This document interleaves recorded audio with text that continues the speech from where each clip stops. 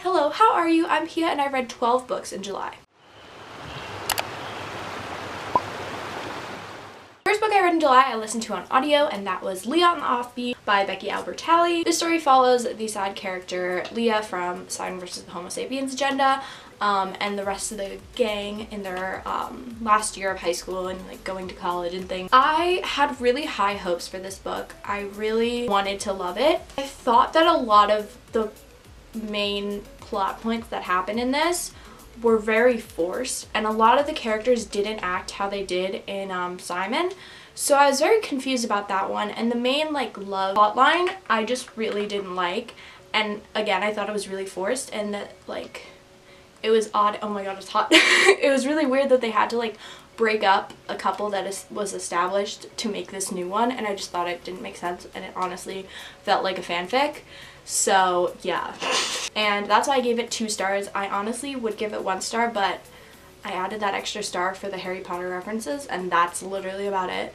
Like even Bram and Simon and like literally everyone acted so strange, and I was like not here for it. So the next book I read during July was Harry Potter and the Half-Blood Prince. This is the 6th book in the Harry Potter series, and I bawled my eyes out. It was a lot, and I brought this to Florida when I went in the beginning of July, and my mom and I were reading like both at the same time on the train, and I was like at the end of my book and she was at the end of All the Bright Places, so we were both bawling, crying. Of course gave this 5 stars. Like honestly, it's Harry Potter! The next book I also listened to on audio, and that was My So-Called Bollywood Life by Nisha Sharma. I really liked this book. I picked it up on a whim because I saw that I had the audiobook through my library.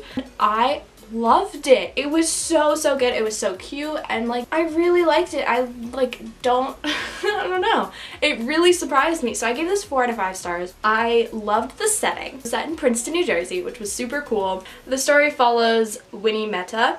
Is convinced because of this like their family like spiritual person, a pandit, predicted that Winnie is gonna like meet her love at this time, and it's gonna start with an R, and it's like all this sturf, and she's been dating this guy, and then she's like, I don't really like him, so but he fits all the things, so now I'm like confused. So just ran the student film festival, and Winnie's love for Bollywood movies. Really good. I highly recommend it, and I want to pick up the physical book because it was super great. Alright, next up I listened to The Body by Stephen King.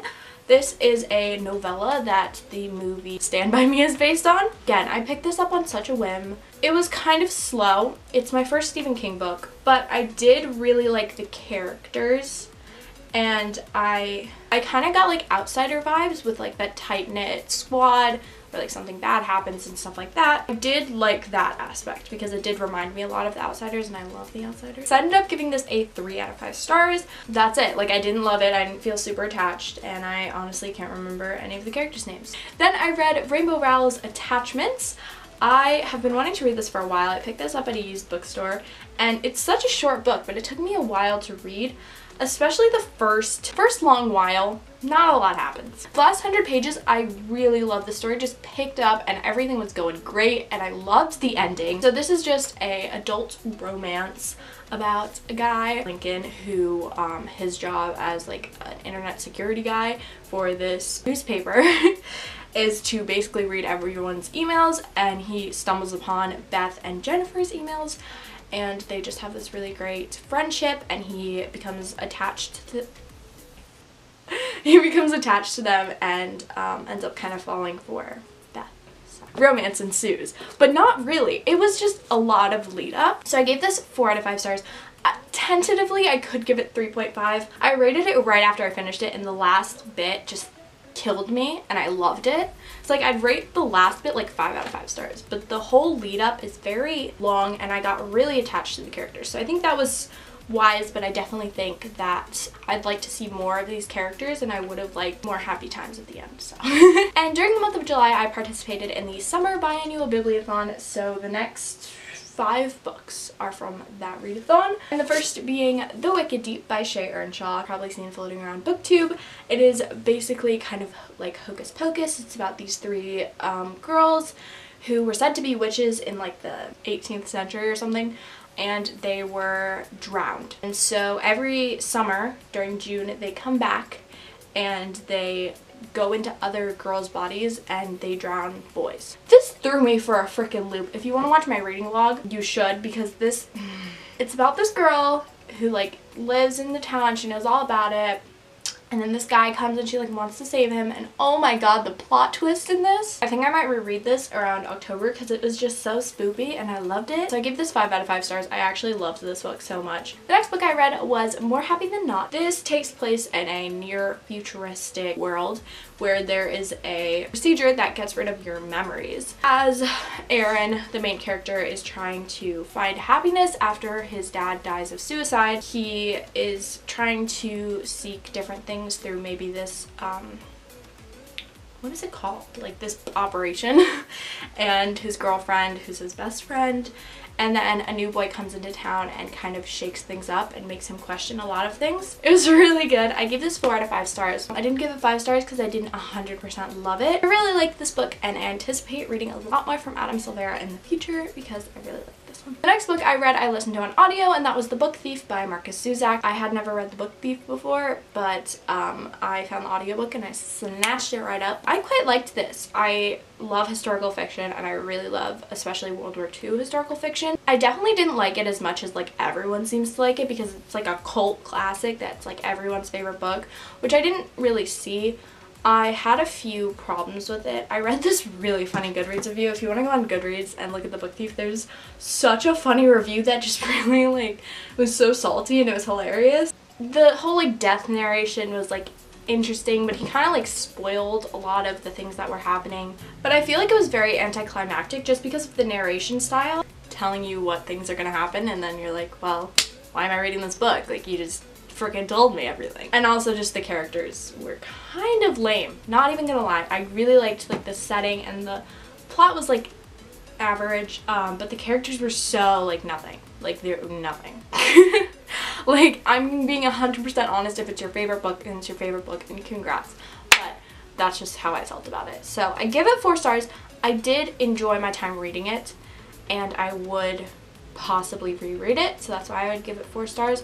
However, critically I would give it like 3 stars, but I'm not a critical reader. I'm a lazy reader. The next book I read was The Girl on the Train by Paula Hawkins. I was super excited for this. This is supposed to be like one of the best thrillers and I love adult thrillers, and it kind of fell flat for me. I predicted the killer and it was just boring. Like, it was nothing really happened. Waiting for it to like surprise me and like scare me and like give me the creeps, but it really didn't. That's how I felt about this. I gave it 2 stars. Basically, it's about a girl who rides the train every day and she has her own like alcoholism issues and ex-husband whatevers, and she always like sees this one family at the stop, and one day the wife of that family, or of that couple I guess, isn't there and she goes missing. She ends up dead. I haven't seen the movie though, so maybe the movie's better.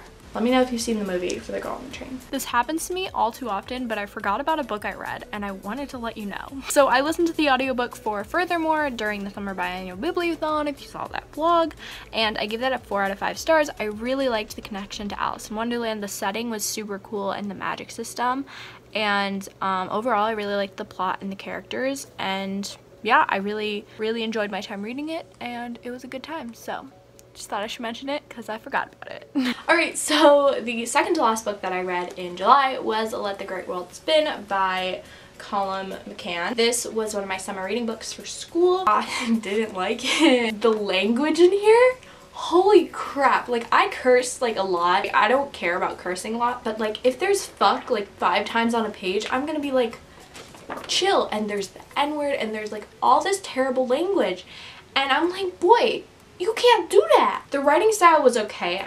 There's this one part in the first story, I think, where I really loved the writing for this like one paragraph. It turned out to be a lot about prostitutes, which I didn't really expect.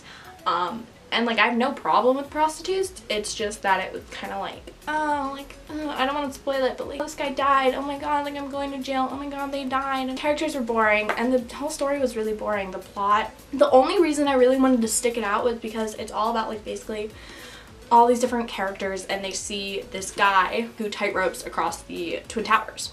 And I was like, that's cool. Like, why'd he do that? And then we get to the chapter and he's like, just because I felt like it. And I was like, well, why'd I read this fucking book? It was really whatever. It like, I didn't care whatsoever. I'm gonna end this video on a good note because I read The Darkest Minds by Alexander Bracken. I'm so happy I read this before I saw the movie and just that I read it this month.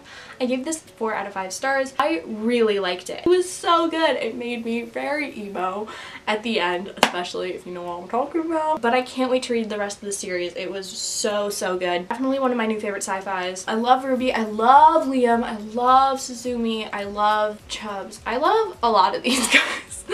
But I got a little bit of the creeps during a little bit.